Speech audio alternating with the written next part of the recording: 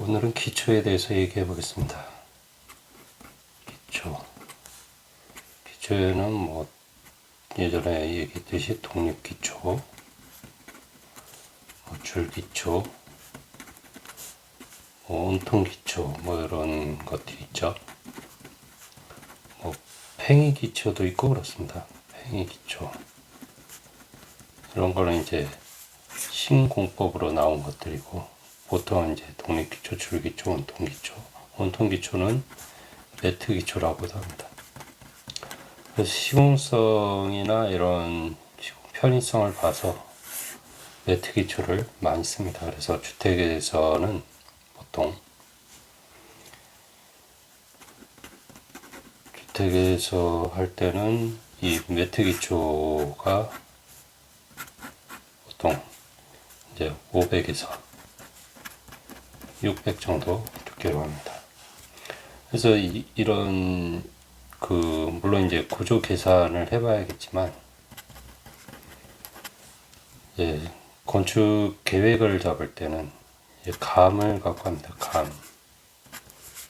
그래서 건축 계획을 계략적으로 감을 잡고 하면 크게 구조 계산하고 다르지 않고 무리가 없이 진행이 될 수 있습니다. 그래서 이 감을 잡는 게 중요하다는 거고, 그래서 보통 이 기초를 할 때는 덮하기를 하죠. 덮하기를 하고 접석 다짐을 합니다. 접석 다짐, 이런 식으로 표현을 해줍니다. 이렇게 표현을 해주면 이게 접석처럼 보이죠. 그래서 접석 다짐을 보통 200 정도 해줍니다. 200 접석 다짐. 그리고 물이 스며들지 않게 하기 위해서 P필름을 깝니다. 0.3 내지 0.4 PE 필름. P필름이라고 하는 건 폴리에틸렌 필름을 P필름이라고 합니다. 그리고 이제 버린 콘크리트를 치죠.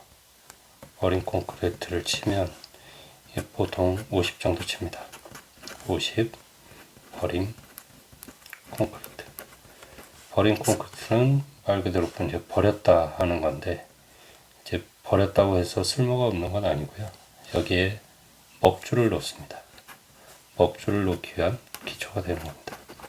그래서 외벽선이라든가 벽체, 구조 벽체선을 위치를 먹줄을 놓게 됩니다.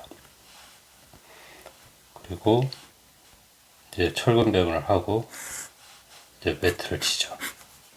매트 콘크리트를 칩니다. 매트 콘크리트는 주택이나 이런 소규모 건물은 500에서 600, 중규모 정도 건물은 보통 1000에서 1500 정도, 1800까지 갈 수도 있고요. 이제 대규모 건물은 2000에서 2500 정도, 2500 정도 이제 매트 두께가 갑니다. 물론 이건 이제 구조 계산을 해봐야 된다는 거 마찬가지입니다.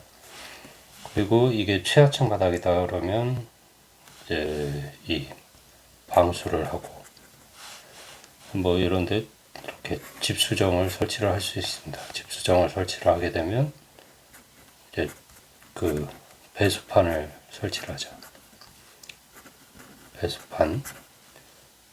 배수판을 설치를 하고, 그리고 묵은 콘크리트를 칩니다. 이렇게 묵은 콘크리트 100이든 150이든 묵은 콘크리트를 치고, 여기에 단열을 한다거나, 단열이 필요하면 단열을 할 수도 있고요. 단열이 필요 없는 건물이다 그러면 안 할 수도 있습니다. 그래서 단열을 하고, 난방을 하게 되면 메쉬를 깔고,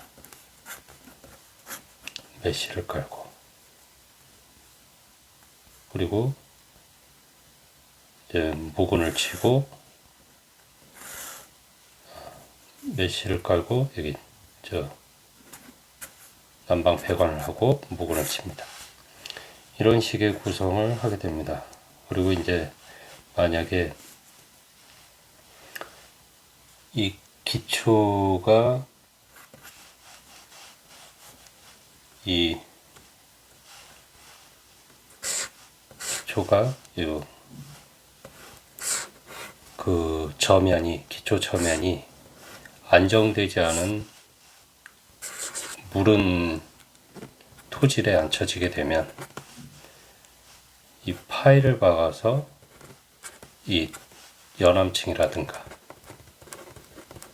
퇴적층에 이렇게 그 파일을 박아서 이제 구조적인 보강을 할 수도 있습니다.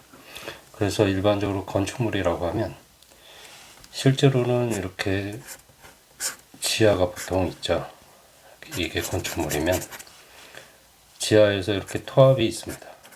토합이 있지만 이 옆에서는 지지하는 힘을 구조 계산에 넣지 않습니다.